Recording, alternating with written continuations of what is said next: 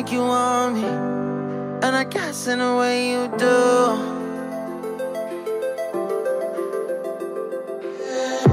Holding my breath, unraveling emotions. Jadi long short story sebetulnya diawali dari ide kita itu dari dua jargon apa yang kita punya, yaitu caring and inspiring. Jadi dulu istri tuh sempat kena problem kulit yang lumayan berkepanjangan tuh dari SMP sampai ke SMA. Terus dia lihat bahwa di lapangan itu secara fakta tidak semua orang bisa menyelesaikan masalah kulit mereka, karena kan melihat waktu zaman dulu tuh masuk ke klinik kecantikan aja orang-orang tuh mikir berulang-ulang kali gitu kan. Nah makanya berangkat dari situ, kenapa kita tidak menghadirkan sebuah pelayanan yang bisa diakses oleh semua orang, terutama di pelayanan kecantikan kulit. Nah dari situlah sebetulnya idenya berangkat. Nah, jadi ide caring itu, caring dulu, kita pengen care sama orang yang dulu sebetulnya secara backstory punya story yang sama dengan istri. Jadi istri kan punya masalah kulit yang lumayan panjang, terus menghabiskan lumayan banyak lah untuk menghandle problem itu. Nah, ketika problem itu terselesaikan dan kebetulan background istri juga mendukung untuk di dunia medisnya, makanya kita terpikir bahwa kenapa enggak kepedulian kita itu bisa dirasakan oleh banyak orang gitu, terutama orang yang punya problem kecantik di kulit seperti jerawat seperti itulah. Dari situ sih berangkatnya. Sebetulnya kalau kita lihat dari root story-nya, kita mulai itu tahun 2015. Jadi waktu itu kita berdua masih pacaran tuh. Nah, sebelum menikah kita berpikir bahwa istri sih yang membagi dia punya feeling terhadap orang-orang gitu, sehingga saya waktu itu masih mensupport dalam apa nih, butuh apa dari teknisnya, butuh apa dari bantuan di luar estetiknya lah kalau saya waktu itu. Nah dari tahun 2015 itu kita mulai mencoba home treatment dari rumah ke rumah, office to office, apartemen ke apartemen. Akhirnya tahun 2018 itu kita memberanikan diri tuh buka, walaupun masih kita pinjam ruang tamu orang tua waktu itu dengan hanya kapasitas beberapa bed. Nah tapi alhamdulillahnya tidak berlangsung lama dari situ, kita memberanikan diri, kenapa enggak deh dengan resource yang kita punya walaupun tidak banyak, kita buka klinik gitu. Dan dari situ dari 2018 kita udah mulai buka, memberanikan diri. Kalau dari modal sih saya bisa bilang ya kita punya tabungan 100% ya kita keluarkan 100% ya Pak. Jadi memang kalau berbicara tentang modal, kita tidak bisa mengkalkulasi secara pasti nih hari ini untuk modal dari awal, karena jujur saja kita tidak punya cukup resource, entah itu dari keluarga, entah itu dari sanak kerabat atau investor yang mau datang. Betul-betul kita mulai dari scratch. Betul-betul kita mulai dari konsep, kita mulai dari sebuah tekad. Jadi modalnya pertama yang kita habiskan adalah tenaga, pikiran, dan juga ilmu yang kita punya. Setelah itu sisa-sisa tabungan ya udah kita keluarkan semua. Jadi memang kalau bicara tentang angka, hari ini mungkin kalau dihitung saya mungkin nggak bisa ngitung ya. Tapi kalau yang bisa saya pastikan adalah modal awal yang harus dikeluarkan adalah modal semangat, modal tekad, sama modal knowledge yang kita punya itu sih. Latika itu sebetulnya tadinya kita mau punya beberapa brand yang kita mau present jadi merek kita. Dan alhamdulillah beberapa brand itu hari ini sudah kita hakikan. Jadi alhamdulillah semuanya sudah kita hakikan. Hanya waktu itu terpikirkan kenapa tidak kita bawa orang yang punya idenya saja.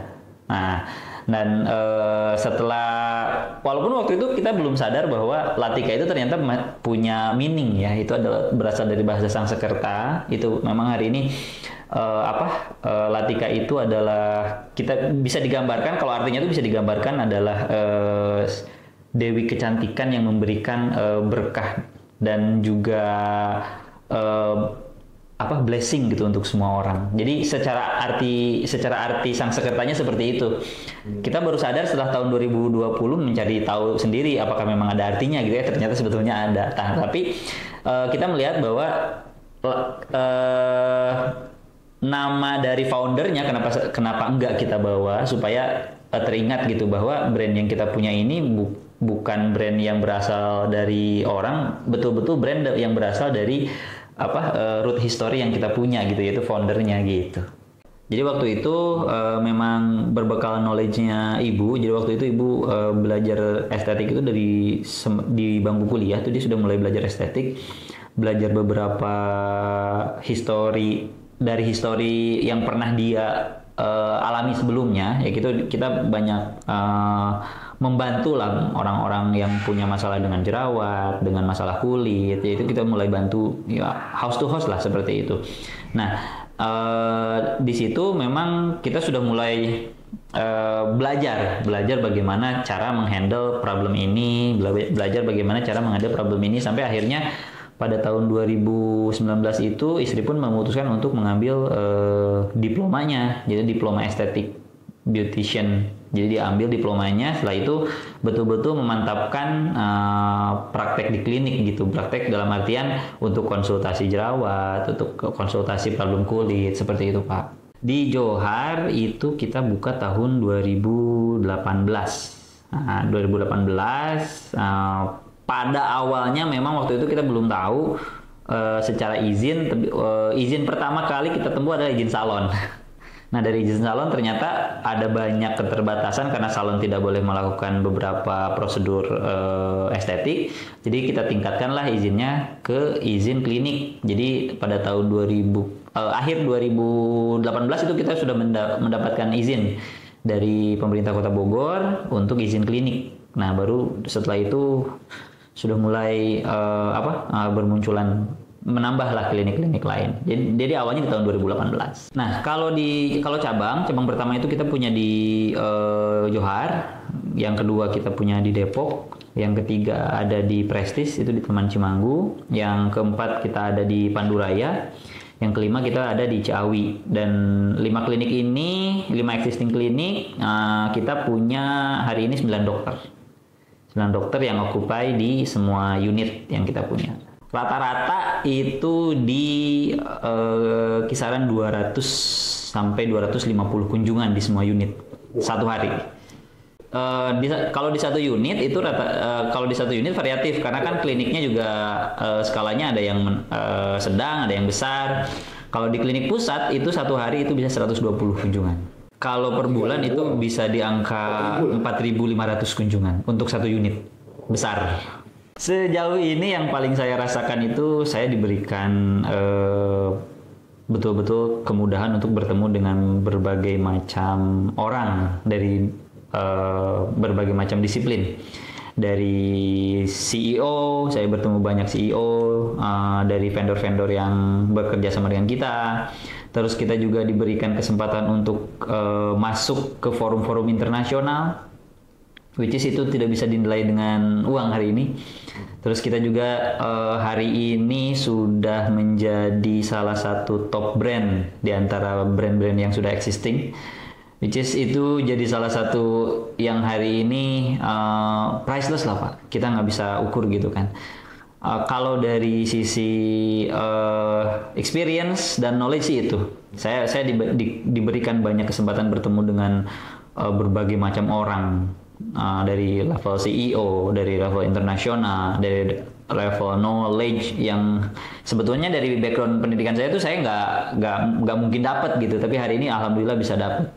Itu kalau dari segi knowledge-nya ya, link dan koneksi gitu kan. Tapi kalau dari segi materi ya kita juga tidak bisa memungkiri hari ini alhamdulillah kita sudah on beberapa unit yang kita miliki hari ini, kita sudah atas kepemilikan sendiri, which is kita juga bisa leluasa mengembangkan bisnis di situ, kita bisa leluasa berkreativitas di situ. Jadi memang kalau dari segi materialnya ya alhamdulillah hari ini 70% unit yang kita buka itu sudah milik sendiri. Karyawan. Karyawan hari ini itu sudah ada di 102 orang karyawan. Plus 9 dokter berarti sudah ada 111 SDM yang hari ini ada di bawah naungan Latika Beauty Care. Jadi ada 111 orang yang occupy hari ini. Dari berbagai macam disiplin ya, dari terapis, perawat, admin marketing, lalu tim apoteker, semuanya masuk itu ada 111 orang dari 5 unit, betul. Kalau kita ngobrol suka duka, dari dukanya dulu kali ya. Nah, kalau kita ngomong duka, tentu saja kita banyak sekali tersita waktu, terutama saya kebetulan hari ini diberikan kepercayaan sama Allah memiliki 3 orang buah hati di rumah, which is waktu itu sangat sulit mengatur waktu. Karena ya kita tahu sendiri bahwa bisnis kadang-kadang menyita waktu, even kalau kita di rumah memang ya waktu itu, walaupun memang harus tetap kita sempatkan waktu untuk orang-orang rumah, tapi memang waktu ini sangat tersita luar biasa banyak gitu kan. Itu yang pertama kalau dukanya. Lalu memang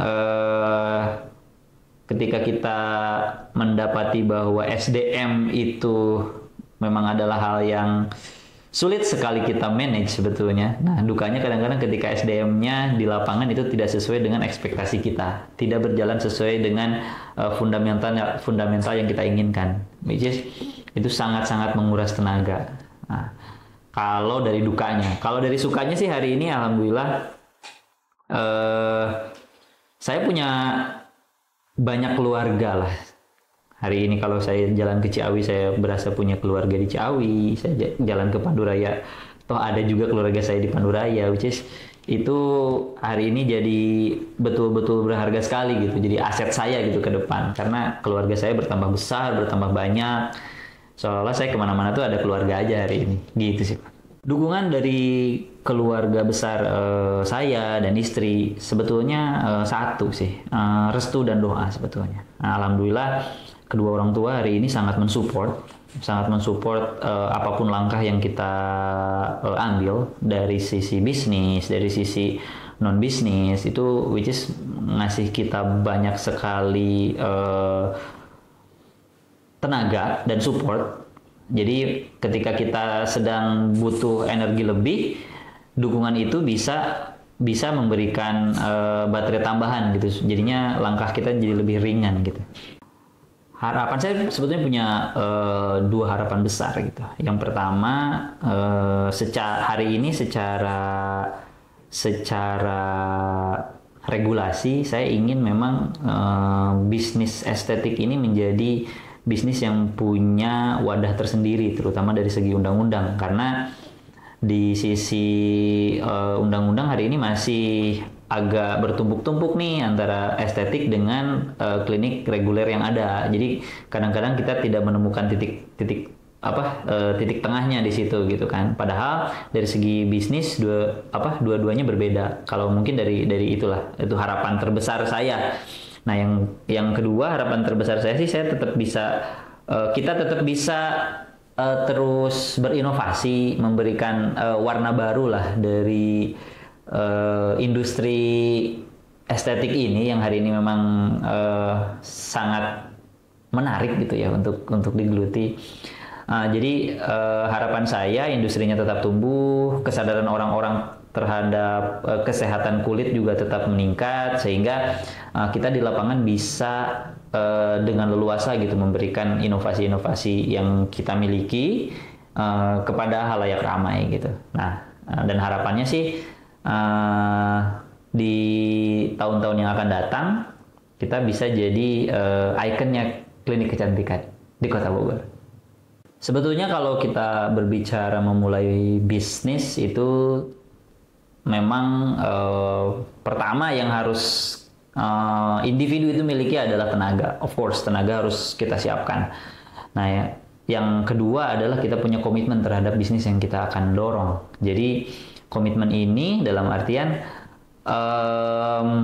kita tidak bisa maju 1 langkah dan mundur 3 langkah. Kalau sudah maju 1 langkah, step selanjutnya harus maju 2 langkah dan 3 langkah. Jadi komitmen ini penting karena ketika kita memulai bisnis yang akan dihadapi sebetulnya bukan profit tapi loss. Nah, kalau kita melihat loss itu sebagai opportunity dan challenge itu sebagai sebuah ombak yang bisa dorong kita lebih ke tengah dan lebih oke, kita harus bisa memanfaatkan itu. Karena menurut saya tanpa komitmen, once kita dapat loss, kita akan jatuh. Tapi kalau dengan komitmen, once kita dapat loss, nah, loss itu akan jadi energi baru sebetulnya untuk kita bisa ngedorong lagi apa yang kita punya supaya bisa lebih oke lagi gitu di kemudian hari. Itu sih sebetulnya kalau kita mau memulai bisnis, yang penting komitmen terhadap apa yang akan kita bangun. Tanpa komitmen saya rasa bisnis akan berat. Sebesar apapun resource yang kita punya, sekuat apapun dukungan yang diberikan orang-orang sekitar, tanpa komitmen kita tidak akan bisa membangun bisnis sih. Itu sih menurut saya. Bisnis butuh komitmen. Komitmen dari pebisnisnya dan komitmen dari orang-orang yang ada di dalam bisnisnya. Jadi selama kita berkomitmen sama-sama, bisnis akan tetap hidup dan orang yang di dalamnya akan menerima impact positif dari bisnis tersebut.